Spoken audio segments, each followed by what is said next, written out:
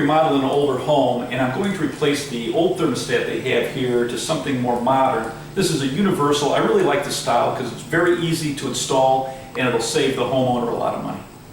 The first thing you want to do is always turn off the electric at the furnace itself. Once the electric is off, we are going to remove the old thermostat and we're going to get to the wires. Now the key thing, each one of these colored wires is going to a different screw terminal, and each screw terminal has a letter on it. For example, this one is W, this one is Y, this one is G.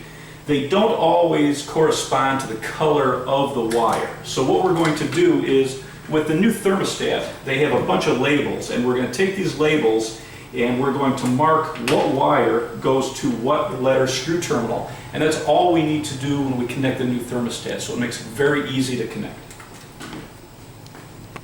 So now I have all the wires marked to what screw terminal they go to. Now we'll just take off the old bracket on the old thermostat. So now we're going to take the new base and we're going to run the wires through it. And then what I'm going to do is make 2 marks, and we're going to put wall anchors in here and screw it in place.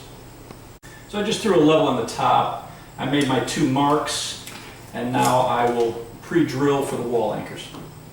So I threw the level on top, I tightened this down so that the back plate is now level. I'm going to put in the 2 batteries, and now I'll just take each wire and screw it into the corresponding screw terminal.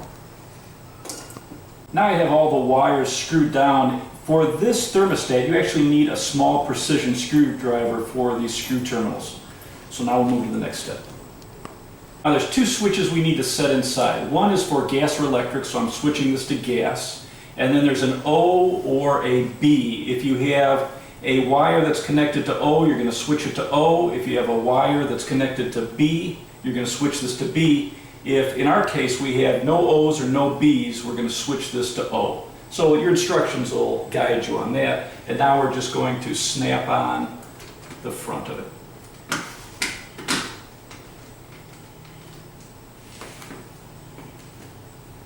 So I turn the electric back on at the furnace, and now this style has a cover that opens up and allows us to set the fan either on or on auto, and we can turn it on and you can hear the fan start. And now we set it for cool or heat, and now all we have to do is go through our programming and set the temperatures that we want for the day of the week. So very easy to install one of these universal thermostats.